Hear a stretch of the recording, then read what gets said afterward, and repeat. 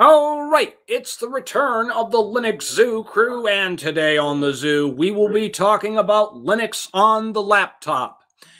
Tonight's show is brought to you by our sister site, distrohunt.org, your free OS directory and project hub. PC users, find an operating system tailored to your needs.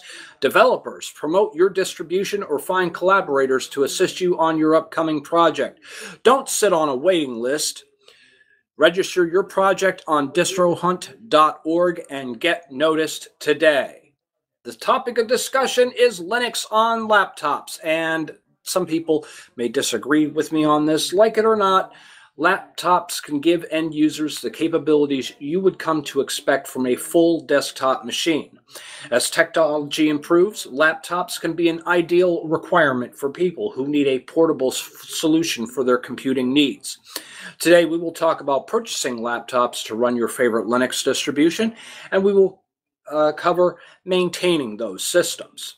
But before we start today's show, I would like to take a moment to introduce our panel of guests. First, we have Brian, who is the developer of Boomer C, and he's also our lead moderator here at cupoflinux.com on our Mumble server. How you doing, Brian? Cheers. Next, we have Deckard Kane, who also works in a related field. I believe you work at Staples, or one of those businesses where you repair laptops and other computers. Is that correct? That is correct. I'm a resident technician here in Staples, Canada.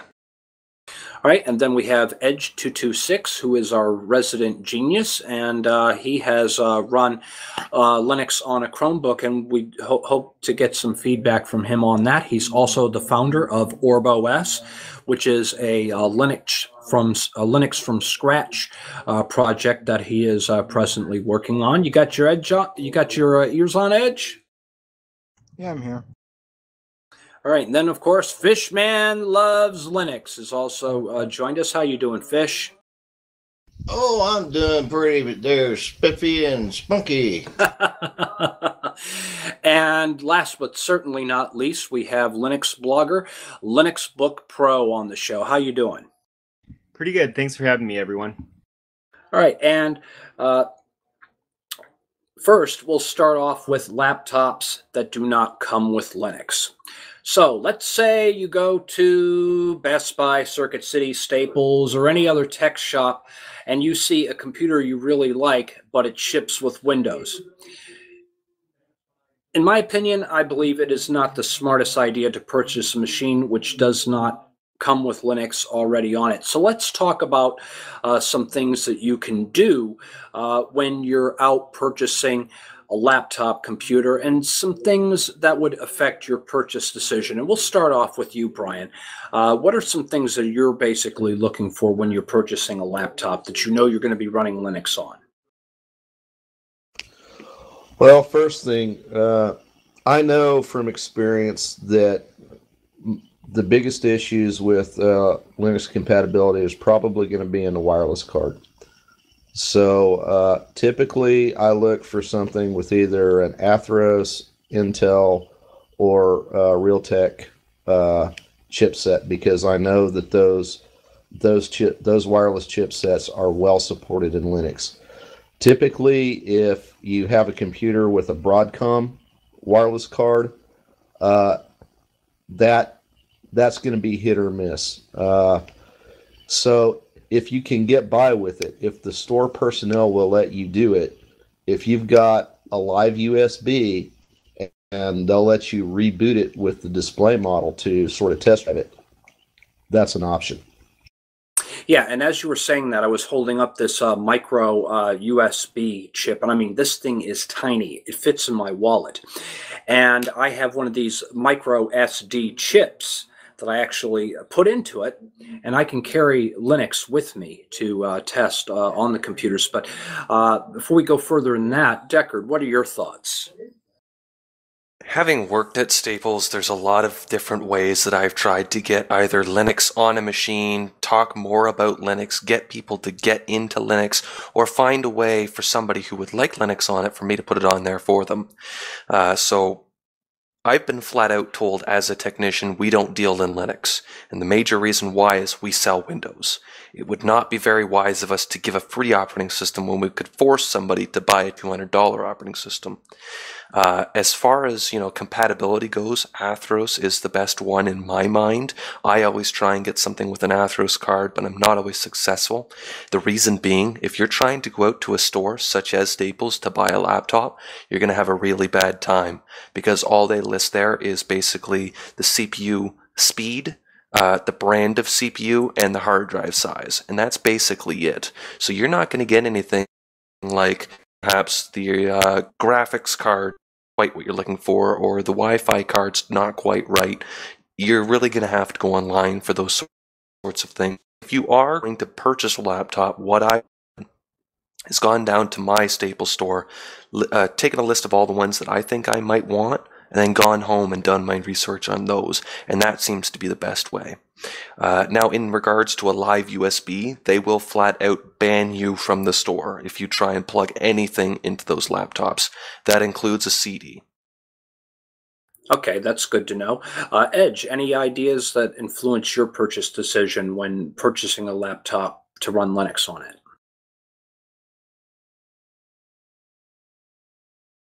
He might have stepped away for a moment. How about you, Fishman?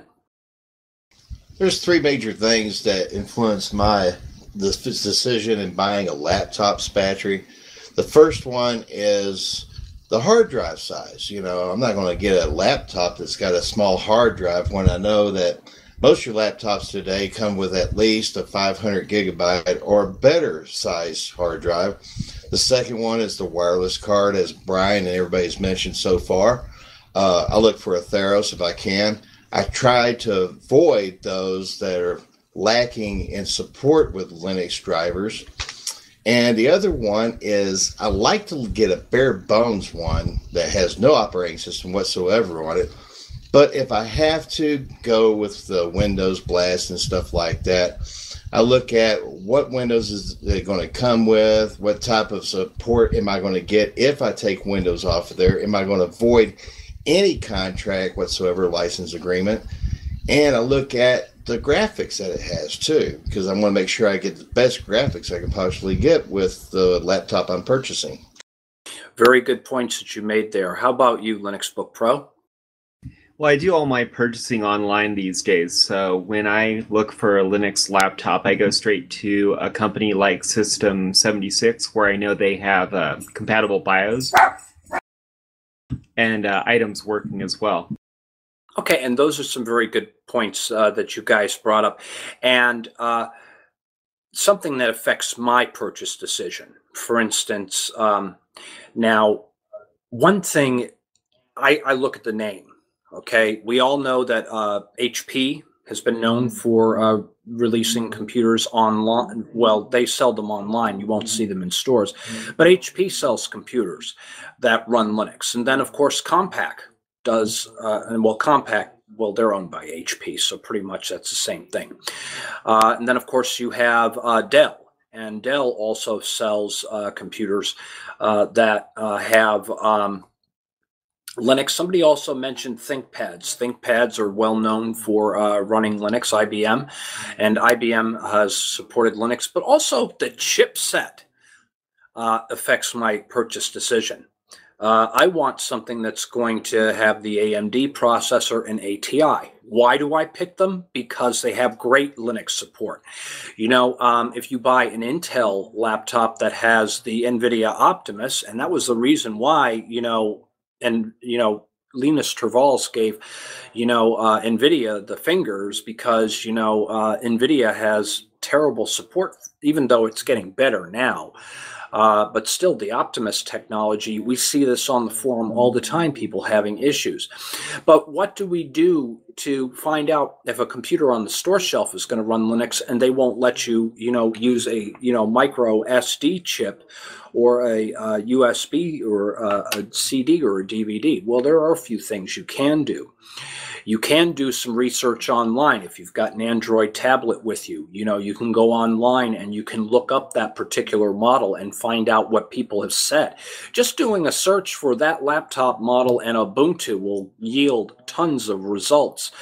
Another thing you can do is you can go into the system settings, because obviously the computers are running in the display room, and you can see what kind of hardware it has. So it will tell you, if you go into the device manager, if it has an Atheros, or if it's using Broadcom, which can be somewhat of a grievance for some people.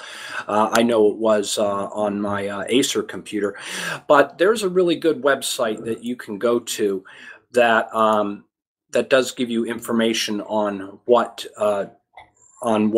laptops you can run Linux on. And for some reason, silly me, I forgot to load that page up. But the thing is, Google is your friend in this case. You can always research and find pages that you can go to where you can look up different models and that sort of thing. Now, does anybody have anything they want to add to this before we move on to our next topic?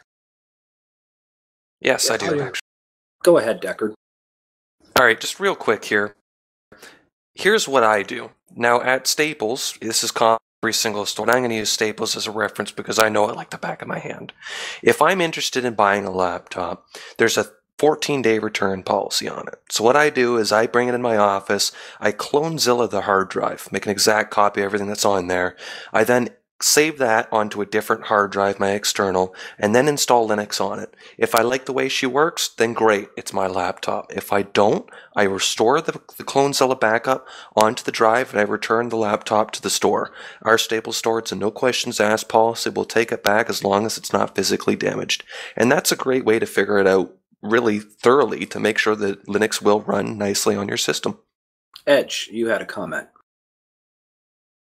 This is just my personal opinion of not only buying a laptop, but buying any sort of computing equipment, is obviously do your research on the item you're planning on buying before you buy it, and see if other people have run Linux on it. If there's a bunch of people who are like, yeah, this is fine, this is fine, this is fine, then hey, this is going to work well, it's going to be decent. The opposite can also take effect is if you hear no news at all about that, maybe it's because no one's having issues.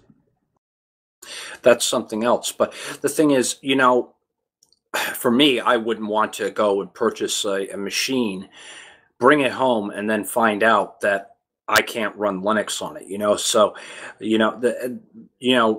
you would think that if any of these salespeople are working for any kind of commission and they know they're going to be, earning some money off of a sale, that you would think they would allow you to be able to at least, if not to just boot the, the distribution of your choice, and you brought a little micro USB with you, you would think that they would at least let you know whether or not the device can, you can remove secure boot. To be able to turn that off, access your BIOS, turn off secure boot so that you can load another operating system. Because this is a scare tactic a lot of these, retailers are doing, saying, oh, you're going to void your warranty if you, install Linux on this machine and that sort of thing. And we all know that that is BS, especially if you're buying a name brand product.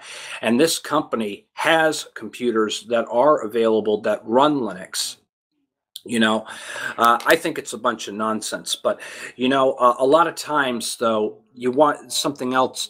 And this has happened to me personally, where I went to a Best Buy and they had a computer on sale that I really wanted, and they wanted to get the upsell from me. They wanted to sell me a year of Geek Squad, and they wanted to sell me and they also wanted to sell me their antivirus packages and all this other crap that I knew I wasn't going to need because I was going to run Linux on the machine. And I kept trying to tell the salesman, look, I want the price on the shelf, not the upsell. And I don't care that you don't have any of the, I want the price that you have advertised.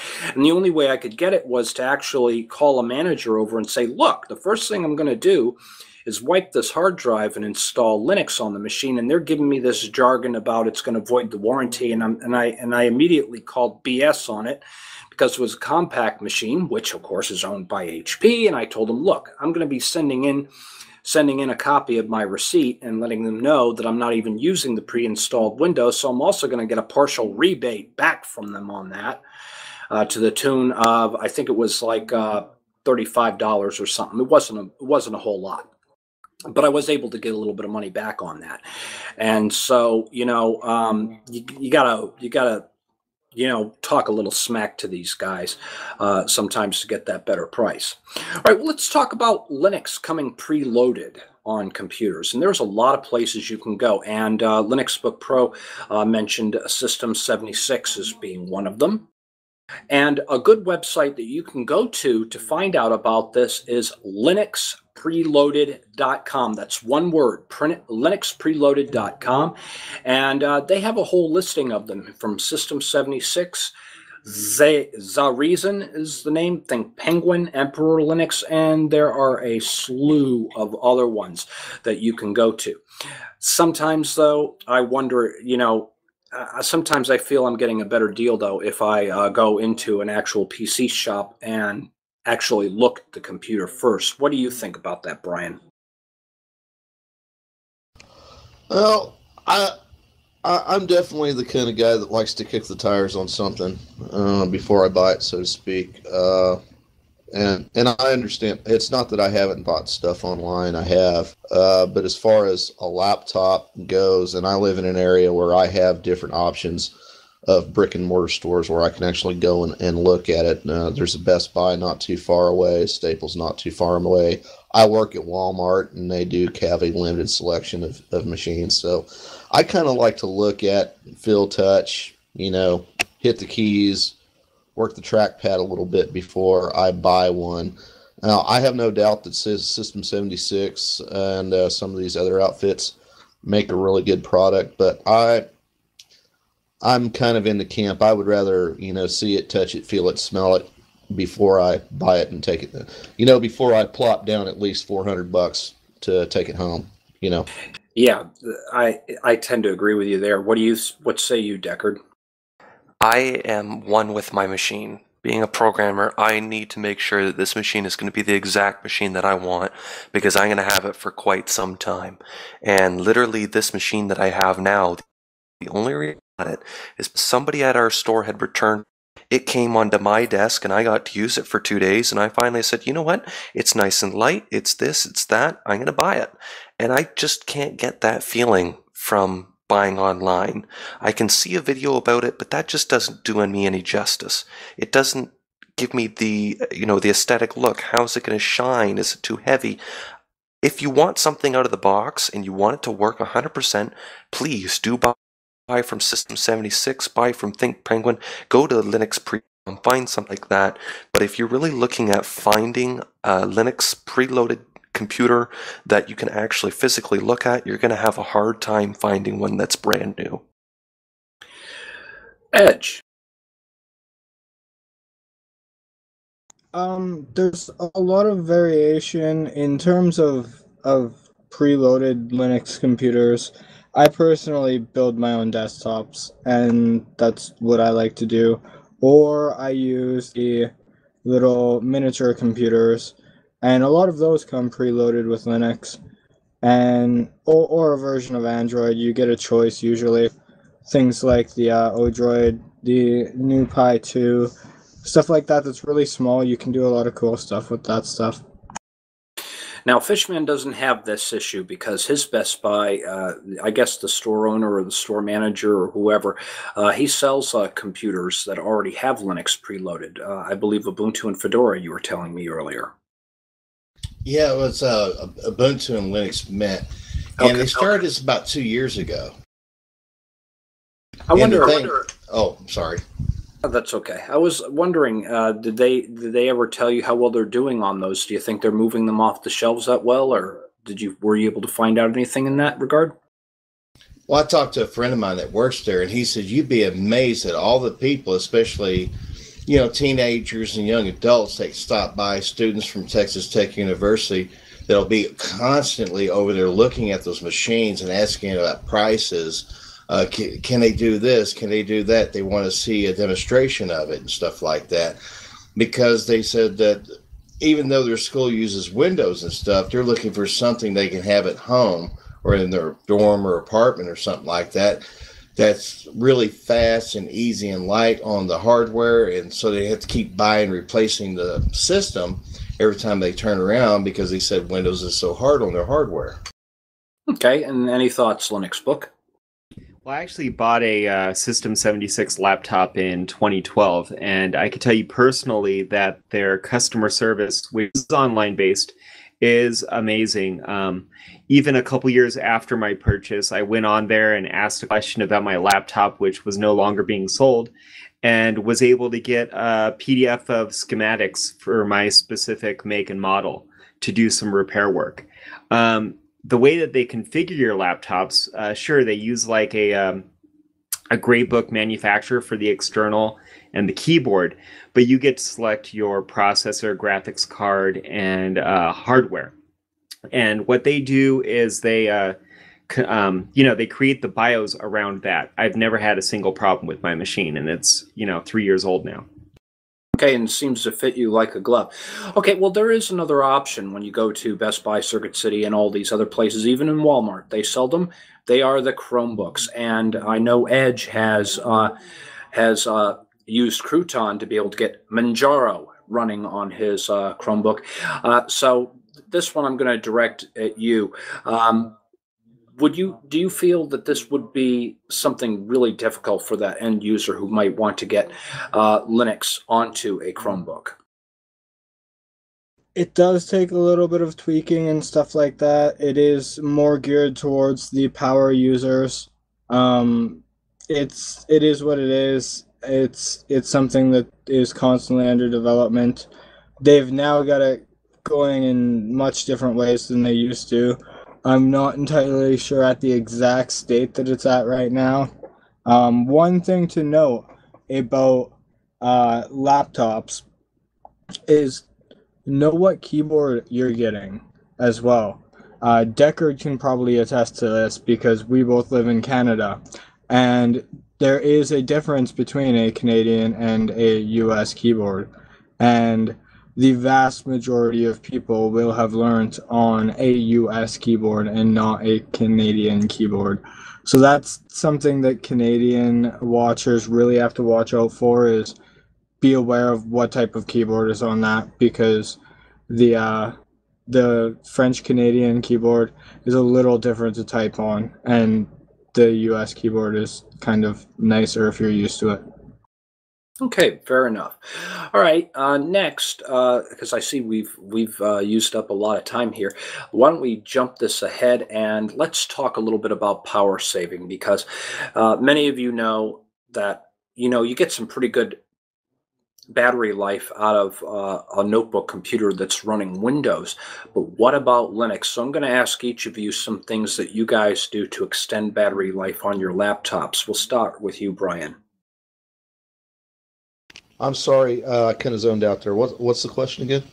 Yes. What ways do you employ to get longer battery life out of your laptop when running Linux on it? Actually, I have a link pulled up here from Noob's Lab. I know that I'll go ahead and post it here in the chat, but there's some tweaks that they recommend that I've used to reduce battery life, and the main thing that's going to kill your battery on a laptop is your screen brightness. And some distros are better than others at controlling screen brightness. And some things sometimes you just have to go under the hood and adjust some configuration files to get that under control. But I'll go ahead and I'll post this link, and it's and it gives you a lot of good tweaks that you can use to improve your laptop battery life. What about you, Deckard? What do you think? There's so many different things to take into consideration with laptops that even to people about power savings, it's from laptop to laptop. Like HPs might get better power savings if you do X, Y, and Z as opposed to a Toshiba. In the boat where, the screen brightness, one of the major things that you got to take into consideration. I think another thing to take into consideration is how many things need to be loaded up. So you might see a little power saving from things like preload, but for the majority of it, it's your brightness from your display. If you're really not happy with your battery life, you can look into larger battery sizes if you can upgrade your battery. That is something that I would recommend coming from ThinkPads. I would big batteries that stuck out, but that gave me 8 hours of battery life. Edge, what about you? See, everyone here is talking about battery life, battery life, battery life, but my mind shifts to something else when I think of power saving modes. It thinks of the heat capacity and the longevity of the machine. And if you're running the machine always at full capacity, you're going to be lowering the longevity of that machine. So that is why making sure you have proper power savings turned on is of vital importance. The battery savings is just kind of a bonus aspect in my mind, because if my battery doesn't last a very long time, it's not going to break the machine. But if my machine is overheating all the time because I'm cranking it too much, and it's just too much for the physical layout of the motherboard and everything like that, and the heat dissipation that the case can provide. That's what's important, is finding the optimal there for the machine. You're getting ahead of us here, Edge, because we're actually going to talk about that in a minute. Fishman, what do you do to extend your battery life? Well, like the other guys, I always look at the performance of my. I choose actually power saving over performance. A lot of times you'll see that box you can tick. I always crank down the brightness of my screen down to about anywhere from 80% or below to make sure like the guy's saying, it's right. You can burn up a lot of your battery life by the screen brightness. And also I look at my resources that I have running in the background, are some of these really necessary to run in the background that uses more energy, out of my battery. So it's pretty much common sense. And like Brian's got this link down there I've been looking at, and there's a lot of good stuff you can read on that. If you could post it in the show notes at the end of the show, I appreciate it. All right, and Linux Book Pro, any thoughts? Well, I'll use a lightweight desktop environment, and I also look at lightweight applications that help just a little bit on top of what everyone else said. Okay, and some things that I consider, when I'm taking my laptop out, I always keep my screen at the lowest setting. Well, not right now because I've got all the lights on. I'm sitting in front of my green screen, but usually people ask me, they wonder how I can even see the screen because I always have the lowest setting. But something else that uses up a lot of power is Wi-Fi. If you have your Wi-Fi on, or Bluetooth, or any other devices, if you're not using them, why have them turned on? So that's something. Those are things you can shut off. Now, when I was researching this, PowerTop came up in my research, and so I downloaded this and looked at it, and it's something that runs in the terminal. It tells you, it gives you an overview of what power is being used and that sort of thing, but I really couldn't see much in terms of actually toggling things on and off with it. And then in further research, I looked at power saving on the Arch Wiki. And so any of you guys could actually just visit the Arch Wiki and do a search for power saving, and you will see that they have tons and tons and tons of documentation on running different things, to different little things that you can do on your system to extend battery life so that you can get more time out of your charge. And that moves us on to our last task that we wanted to cover on the show, and that is keeping your system cool. And Edge already started us off with that one, some different ways that you keep a laptop cool. And what was really interesting was I was reading an article earlier this week, and I wish I had the webpage that I was reading, but they had stated in this document that it's actually easier to cool a laptop than it is a desktop, which I found surprising. So I'm going to ask each of you some of the things you do to keep your systems cool before I give my final thought on that. We'll start with you, Brian. Okay, I guess Brian went to sleep on us there. How about you, Deckard? Some things that you do to keep your system cool. What I do to keep my system cool is I don't. I have an AMD laptop and I rip into this thing on a daily basis. It's always at a 75% CPU. What I do recommend for people that are conscious of that sort of thing, don't doing too much extraneous tasks. Concerned about temperature of your laptop. If you're, keeping your laptop on a bed or on your lap and you're rendering video, you might consider not doing that. They also have these lap desks with fans in them. I've never used one myself, but I've heard people rant and rave about those sorts of things. Edge. Anytime I have a notebook computer on me, I usually have it on a little slanted lap desk that has some padding for my legs. So it's not directly on my legs, and it's not directly on like a blanket if I'm laying on my bed or something like that.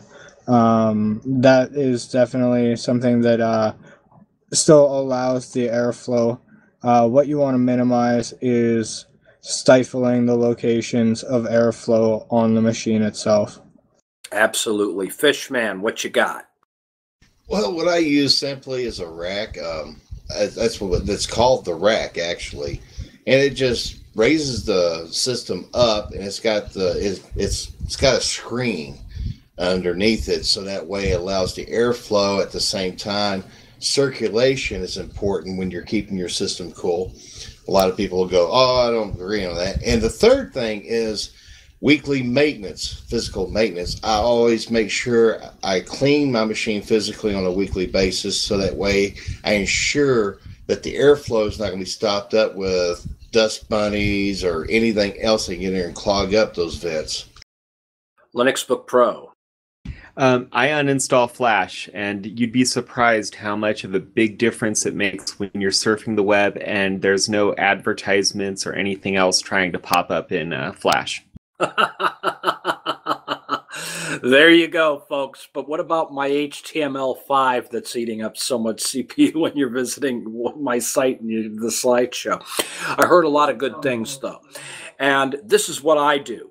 Somebody mentioned getting a platform, a cooling platform. Believe it or not, my laptop is sitting on one right now. I would pull it out, but I don't want to accidentally unplug something from the machine. I use a laptop like a desktop computer.